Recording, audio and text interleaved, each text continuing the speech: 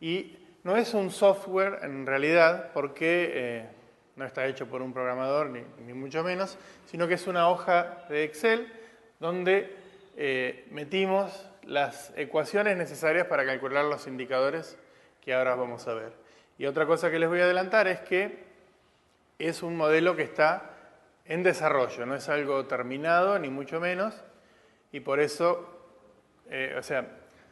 no es que largamos a presentarlo antes de que esté definido por apurado, sino todo lo contrario, voluntariamente y a propósito, lo ponemos en consideración así, porque estamos abiertos a cualquier crítica, cualquier modificación que se le pueda hacer, porque el objetivo último no es enseñar nada, sino construir entre todos un modelo que sirva para los objetivos que nos tenemos planteados, ¿no? Es una hoja de Excel, le decía, con varias hojas adentro, una de presentación, no sé si alcanzan a ver, no importa, después mañana lo vamos a ver con más detalle y cómo funciona. Una hoja básica, una hoja de cultivos, una hoja de cálculos, una hoja de resultados, una hoja de configuración y también están en el modelo las planillas, que las planillas son la fuente de información, pero están ahí en el modelo para poder imprimirlas desde ahí nada más, ¿no? Metiéndonos un poco en las hojas, vamos a ver primero qué información hace falta, cómo cargarla, aunque mañana vamos a ver con más detalle, y después vamos a ver cuáles son los indicadores y a qué hacen referencia. Tenemos en la hoja básica los datos básicos del establecimiento que estamos evaluando. Datos para ubicarlo, del productor, de dónde está el establecimiento, datos generales de variables climáticas y edáficas que pueden llegar a ser relevantes para el cálculo de los indicadores o algunas para tener una referencia de qué tipo de establecimiento es y en qué condiciones está. Datos de utilización de combustibles fósiles, datos de infraestructura del establecimiento, sea datos de invernáculos, sombráculos, túnel o producción al aire libre que pueda llegar a tener el establecimiento hortícola. Datos de los sistemas de riego que tiene el establecimiento, por ejemplo, por goteo, por aspersión, en manto, por canales, lo que sea. Datos de utilización de envases descartables y reutilizables. Datos de actividades de trabajo en el establecimiento, pero generales, es decir, promedio de un día normal o de un mes normal, actividades no sé, abrir los sistemas, abrir las bombas o prender las bombas para regar, datos ¿cómo es? Trabajo de oficina, trabajo de administración, de transporte, de cosas generales que tienen asociado algún consumo energético. Después vamos a ver por qué. Y la distribución de los cultivos hortícolas en el establecimiento. Después vamos a ver también que tiene ciertas complicaciones, pero básicamente es el listado de cultivos. Tenemos lugar para 22, porque en algún lugar hay que cortar, si no se hace muy largo y muy pesado el archivo. Si fuera a tener más de 22 cultivos distintos, especies distintas en un mismo establecimiento, habría que hacerlo en dos partes o en más partes para poder cubrir todo. Bueno, hay que poner sistema de producción y en qué meses y con qué superficie, porque la superficie puede ir cambiando de mes a mes. Y después, ahí termina la parte básica del establecimiento. Pasamos a la parte de cada uno de los cultivos. Para cada uno de los cultivos y para cada mes, que es esto que ven acá, no se preocupen por leer porque después lo vamos a repartir, datos de utilización de enmiendas orgánicas, plaguicidas, labores que consuman algún tipo de energía, sea o energía fósil o energía de trabajo humano, uso de fertilizantes, bueno, también siembra, cosecha, rendimiento, riego, para cada mes, para cada cultivo, y esto sigue para abajo multiplicado por 22, ¿no? Y por 12 meses del año.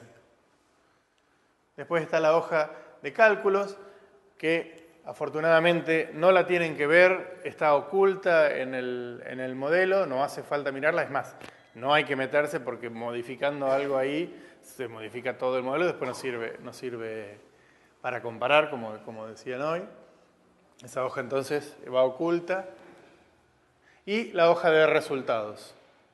Ahí está todo vacío, pero el modelo ofrece un valor numérico para cada uno de los resultados. También tenemos la hoja de configuración, que vendría a ser la información básica que utiliza el modelo para calcular sus indicadores. Es decir, nosotros ponemos que hacemos tomate, entonces para estimar la extracción de nutrientes que hace el tomate, necesitamos saber cuánto nutrientes se lleva el tomate con el fruto. Pero eso no es un dato que le vayamos a preguntar al productor. Es un dato que está sacado de la bibliografía de algún trabajo y está cargado en el modelo, y es información básica que el modelo utiliza para calcular el indicador. Y así, por ejemplo, hay un listado de casi 300 plaguicidas, y nosotros elegimos qué plaguicida y le ponemos este productor, utiliza este plaguicida con esta dosis y lo aplica de esta forma.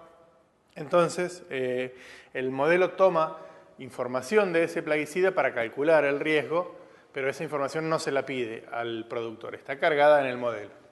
Y esta hoja sí es abierta al usuario del modelo, porque si el productor que estamos evaluando utiliza un plaguicida que no está en la lista, tenemos que poder cargarlo para después poder elegirlo. Y también las planillas, que después las vamos a ver con más detenimiento. Una planilla general que tiene 6 hojas y una planilla para cada cultivo. Estas son las distintas... la planilla general... Bueno, se me pasa. Disculpe. De A1. Y una planilla para cada cultivo. Para cada cultivo, para cada mes, o sea que dependiendo de la diversidad que tenga el productor y de la cantidad de meses que tenga, que vayamos a evaluar, vamos a tener una gran cantidad de planillas que completar. Y ahora sí vamos a meternos en cuál es la información que va en las planillas. En la planilla general del relevamiento son los datos generales del establecimiento, la distribución inicial de cultivos, y es la planilla que se va a completar en la primera entrevista con el productor, que va a ser la más larga y la que más información se le va a requerir. Después, necesariamente va a haber que ir haciendo cada un mes, cada una semana o cada 2 meses, de acuerdo al tipo de producción y de acuerdo a qué tan ordenado o qué tan buena memoria tenga el productor, distintos relevamientos, y en esos relevamientos lo que hay que notar es qué es lo que se hizo en ese periodo relevado, es decir, cuáles cultivos se cosecharon, cuáles se sembraron, qué plaguicidas se aplicaron, qué labores se hicieron, etc. Después hay que ir haciendo como un seguimiento para ir relevando la información. Estas son continuaciones de la planilla general que están más abajo, con todos los datos que se requieren y lugar para hacer comentarios o aclaraciones. La idea es que esto se haga en una entrevista con el productor y se complete en el papel, no que se cargue directamente, porque una alternativa sería ir con la computadora, preguntarle al productor qué cultivos tiene, cuánto rinde, qué plaguicidas usa, qué fertilizantes usa, qué superficie de cada uno, cuánto riega, todas esas características, e ir cargándolas directamente en la computadora, y cuando termina de preguntarle, automáticamente se tienen los valores de los indicadores. Pero esto tiene el inconveniente de que por ahí el productor ofrece la información en otras unidades que no son las de carga, entonces hay que hacer una conversión, o hay cosas que no sabe y las puede averiguar después. Entonces, por ahí es mejor imprimirlo, hacerlo en papel y anotar todo lo más que se puede en la entrevista, después ir tranquilo a la oficina y cargar los resultados, la información del establecimiento tranquilo en el modelo para tener los resultados. Obviamente, después, una vez que teniendo los resultados, hay que volver al productor y comunicarle los resultados, ¿no? Porque si no, es muy difícil que alguien colabore y sin saber para qué. Y las planillas para cada cultivo, que se deben llenar en los periodos subsiguientes,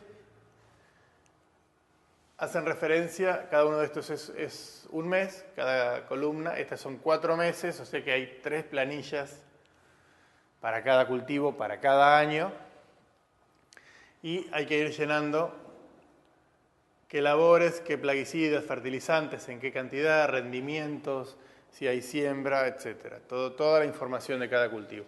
Es un poco mucha la información que hace falta relevar, sobre todo en la inicial, porque por ahí de un periodo a otro hay cultivos en los que solamente se le hizo algún mantenimiento o alguna aplicación o algún, ¿cómo es? Alguna poda o algo, y no es mucha la información, pero en todo un año o en todo un ciclo de un cultivo que se quiere evaluar, es bastante la información que se necesita. Entonces, se nos ha complicado mucho conseguir la información. Pero, lamentablemente, no hay forma de calcular indicadores específicos de este establecimiento sin información de este establecimiento. Es decir, no tiene sentido traer sistemas estandarizados de cómo es el cultivo de tomate. Se usan estos plaguicidas, rinde esto, se riega esta cantidad, todo eso, y utilizarlos porque no va a ofrecer diferencia entre un productor que hace una cosa y otro productor que hace otra totalmente distinta. Y la idea es identificar esas diferencias y poder ver cuál de las dos es, desde el punto de vista ambiental, más adecuada. Entonces, por eso es que se hace necesario este relevamiento. Y ahora sí podemos entrar en cuáles son los indicadores que calcula el modelo en la actualidad. No quiere decir que no vayan a poder, a medida que se van cargando más establecimientos, ir reemplazándose uno por otro o ir agregándose indicadores. O incluso también eliminando algún indicador que por ahí no ofrezca más información. Lo bueno es que si son 5 indicadores o 100, no es una mayor necesidad de trabajo para el usuario. O sea, el usuario tiene que cargar toda la información del establecimiento, los datos generales y de cada cultivo, qué se hace, qué se obtiene y qué insumos se utilizan. Y de ahí después, con distintas combinaciones de características de esa información, se calculan los indicadores. Después, a lo mejor a alguien solamente le interesa la contaminación por plaguicidas, porque está en un proyecto de eso y la verdad solamente le interesa eso. Entonces puede cargar la información y calcular todos los indicadores, pero solamente prestarle atención a ese solo o a un grupo de indicadores.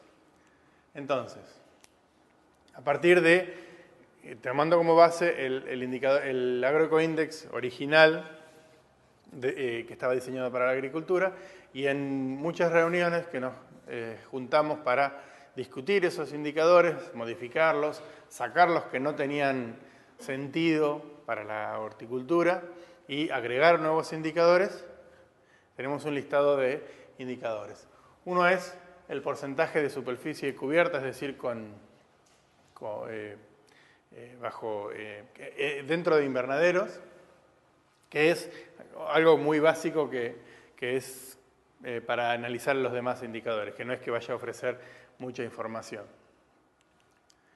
Tenemos el consumo de energía fósil, que es la conversión de todos los consumos o actividades o insumos que tengan asociados un componente de combustible fósil, de derivado del petróleo, se los cargamos al establecimiento. Por ejemplo, si utiliza una maquinaria que usa gasoil, si utiliza una bomba para regar que utiliza electricidad, si compra fertilizantes, si bien el fertilizante no tiene un combustible fósil o no es un combustible fósil, para producir el fertilizante se utilizó combustible fósil, entonces se le cargan los gastos de ese insumo, de ese fertilizante, plaguicida o lo que sea, a la actividad. Entonces es como una memoria energética de la utilización de combustibles fósiles.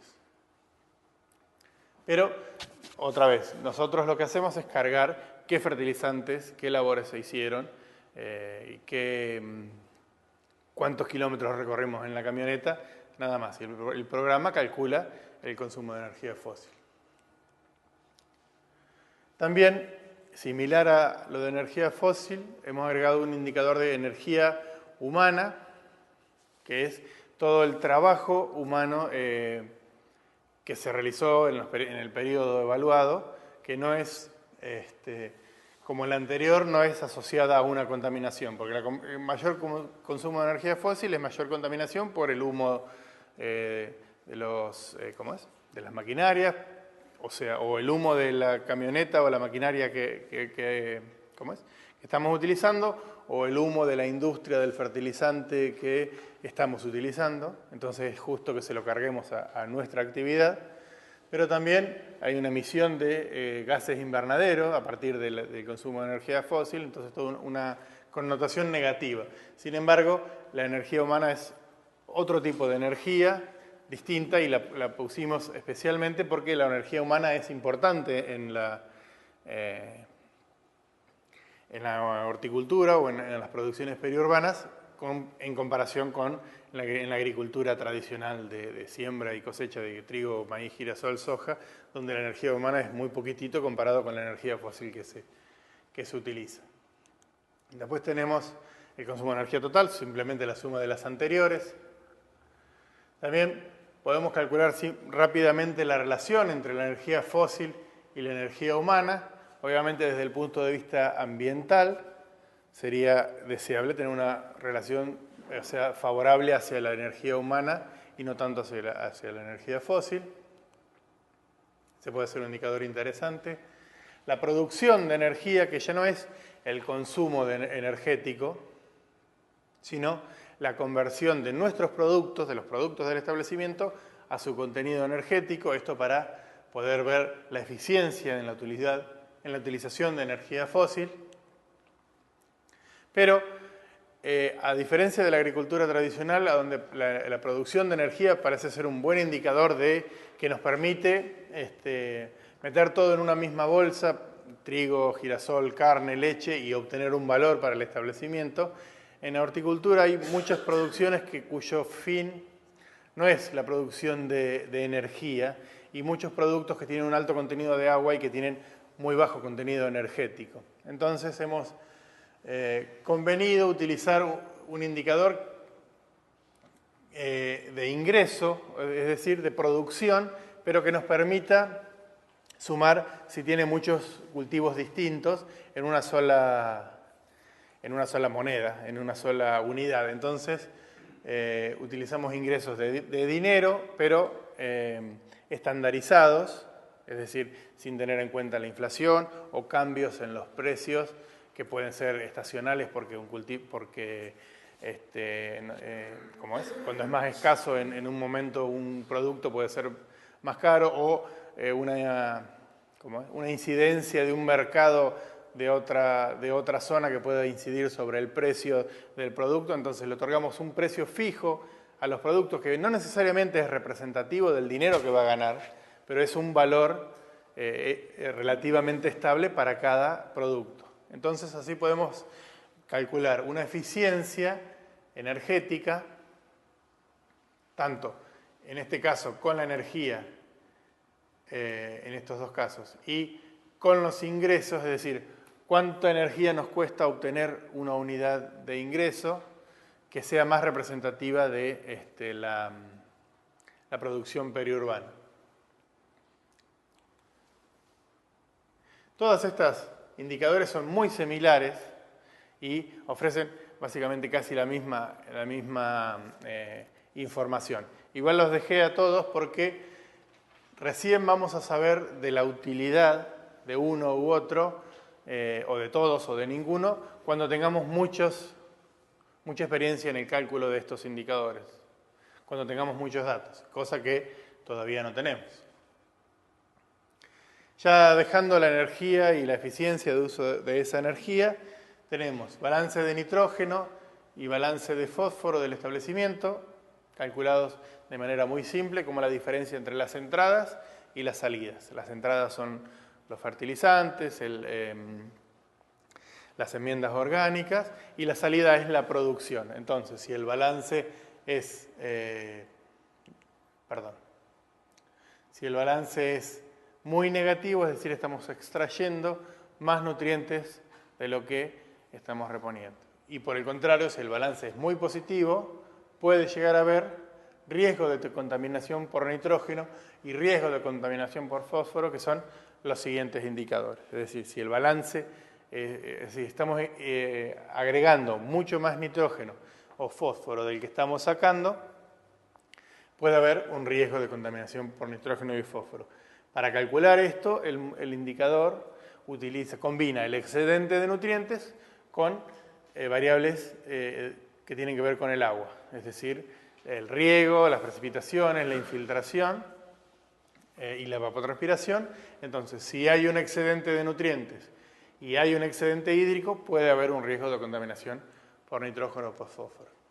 El siguiente es el riesgo de contaminación por plaguicidas, y para este indicador consideramos características del plaguicida, obviamente la toxicidad, mayor riesgo cuando más tóxico es, la solubilidad del plaguicida, mayor riesgo cuanto más soluble es, porque si es más soluble es más móvil, porque el medio de movilidad de los plaguicidas en general es el agua, también está el aire, pero después pasamos a eso. Es más riesgoso cuando menos absorbible es por la materia orgánica del suelo, porque mientras se mantenga absorbido por la materia orgánica del suelo no está activo y no es tóxico, y es más riesgoso cuando mayor es la vida media del plaguicida. Si es un plaguicida que dura muchos días siendo activo o teniendo el efecto que debe tener el plaguicida,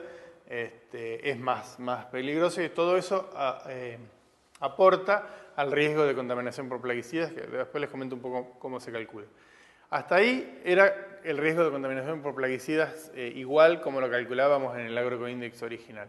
Para este le hemos agregado la presión de vapor del plaguicida, porque un plaguicida de mayor presión de vapor es más fácil que se volatilice y es más fácil que haya deriva en el aire, y el método de aplicación del plaguicida, porque si está aplicado con mochila o con alguna aplicación con mayor potencia o que lo lleve más lejos, es más peligroso porque hay mayor riesgo de que caiga o que llegue a lugares que no son el objeto o el foco de la aplicación, que es el cultivo que queremos controlar. Y también diferencia si eso se hace dentro de un invernáculo o al aire libre. Entonces, con todas esas variables que tienen distintas unidades, algunas son relativas y otras son unidades como la toxicidad, que es a partir del DL50, o la solubilidad, que está en gramos por kilogramo de producto, están todas pasadas mediante umbrales a valores relativos de 1 a 5, 1 es el menor riesgo, 5 es el mayor riesgo, y están todas combinadas en una ecuación que nos da un valor de riesgo de contaminación por plaguicidas X, que puede ser 5, 20 o 100. Siempre es un valor positivo. 0 sería si no aplique nada, y el máximo no tiene un valor máximo, porque a medida que apliquemos más plaguicidas, más tóxicos, más persistentes, más solubles y más volatilizables, mayor va a ser el valor. Ahora, este valor es el primero de esta lista que no tiene unidades. Todos los otros son megajoules de energía, o también megajoules de energía, pesos, esto también megajoules de energía, estos son megajoules por megajoule o pesos por megajoule. Los nitrógeno y fósforo son kilogramos por metro cuadrado y por año. La contaminación es la concentración en el agua, que es miligramos por litro. Todos tienen unidades y en sí mismos hacen referencia a un valor que podemos saber buscando en otros umbrales si es mucho o si es poco. Este indicador de plaguicidas, como está diseñado para este caso en particular, 5 o 100 no nos dice por sí mismo si es mucho o si es poco. Y entonces acá es donde necesitamos de muchas evaluaciones distintas para poder saber qué es mucho y qué es poco. ¿Está? Entonces, por ahora, este indicador no nos va a decir en sí mismo si es mucho o es poco, si está bien o si está mal. Cuando tengamos, no sé, 20, 50, 100 establecimientos relevados, ahí podemos diferenciar en cuáles son los que tienen un mayor riesgo de contaminación por plaguicidas y cuáles los que tienen un menor riesgo. Los que tengan un mayor riesgo van a ser los que usen más plaguicidas, más cantidad, en más cultivo, lo apliquen en métodos que dispersen más el plaguicida y que estos plaguicidas sean más tóxicos, más persistentes, más solubles, etc. Y todo lo contrario, los que tengan el menor riesgo de contaminación por plaguicidas. Después tenemos el consumo de agua, básicamente el riego en los sistemas que en invernáculo y que se riegue, y en los sistemas al aire libre, porque también en la producción periurbana puede haber cultivos tradicionales como maíz y sin riego, ahí se tiene en cuenta la evapotranspiración de ese cultivo. Después, uno de los últimos es la relación entre el consumo de agua y la producción de energía, que es una forma de medir la eficiencia de uso de ese agua, es decir, cuántos milímetros necesitamos para producir una unidad de energía, y la relación entre el consumo de agua y los ingresos, es decir, cuántos milímetros de agua o cuántos litros de agua necesitamos para producir una unidad monetaria. No es un peso, pero no es la idea de que este sea un análisis del margen bruto de la actividad, porque recuerden que es un valor monetario, pero no representativo de la actualidad ni de la realidad de este productor. Este valor monetario, que tenemos un listado con un valor, es el mismo para todos los productores. Y en la realidad, un productor que esté en una zona y otro en otra distinta, con una distinta oferta y demanda, pueden tener un valor, pueden recibir un pago por su producto distinto. Pero acá tenemos que recordar que es un valor como impuesto para cada uno de los productos.